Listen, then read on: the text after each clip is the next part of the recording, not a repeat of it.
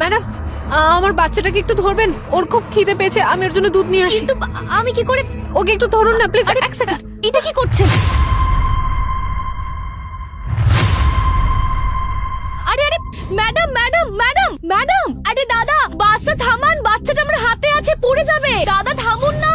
আরে বসে বসে কি দেখছো? তুমি গিয়ে বলো না। আরে ভাই, বাসটা দাঁড় করা। দেখো, তুমি বাচ্চাটাকে সাবধানে ধরে থাকবে, নাহলে ও স্লিপ করে পড়ে যেতে পারে। আমি বাইরে গিয়ে ওকে ধরছি।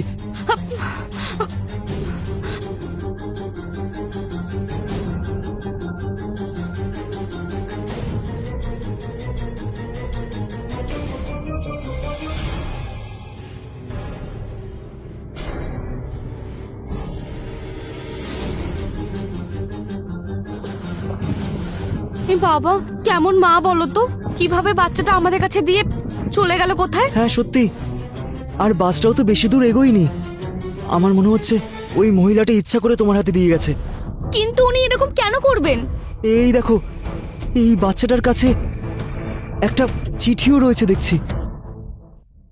আমার বাচ্চাটা মেয়ে, আর আমি সবসময় ছেলে চেয়েছিলাম, সেই জন্য আমি আমার মেয়েকে আপনাদের কাছে দিয়ে গেলাম। এবার আপনারা ওকে রাখুন বা ফেলে দিন, আমার ওকে প্রয়োজন নেই। এ আমার পিছু ছাড়লেই হবে। আমার তো আগে থেকেই 3টে মেয়ে ছিল, আবার একটা মেয়ে জন্ম নিল অপয়া কোথাকার।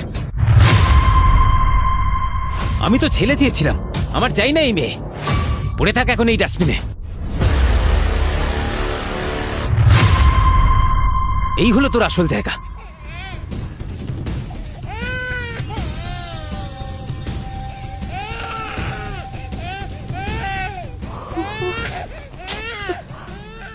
কি অসভ্য লোক রে বাবা! কেউ নিজের বাচ্চা কিভাবে ডাস্টবিনে কি করে ফেলে রাখতে পারে, শুধুমাত্র তার কারণ ও মেয়ে বলে? জানি না মানুষ আজকাল এতটা নির্দয় কি করে হচ্ছে। কবে বদলাবে এরা? উস, কিচ্ছু হবে না বাবা, কিচ্ছু হবে না, কিচ্ছু হবে না, চুপ করো। মনে হয় ওর খিদে পেয়েছে, যাই গিয়ে দুধ নিয়ে আসি। উস, চুপ করো চুপ করো। কি করব কিচ্ছু বুঝতে পারছি না। কত চেষ্টা করলাম, ভগবান কি মুখ তুলে দেখবে না? এত ওষুধ, এত টেস্টের পরেও আমাদের বাচ্চাই হচ্ছে না। আরে তুমি ভগবানের উপর একটু ভরসা রাখো, যদি ভগবান চায় তাহলে আমাদের বাড়িতেও খুশি আসবে। তোমাকে আমি কতবার বলেছি যে আমরা একটা বাচ্চা অ্যাডপ্ট করে নিই, কিন্তু তুমি তো আমার কোনো কথা শুনছই না। প্লিজ শোনো না, একটা বাচ্চা অ্যাডপ্ট করে নিই। আচ্ছা ঠিক আছে, কালকে আমরা জয়পুর যাচ্ছি, আর ওখান থেকে আসার পর আমরা একটা বাচ্চা অ্যাডপ্ট করে নেব। ঠিক আছে, কাল কটায় বেশ আমাদের বাস?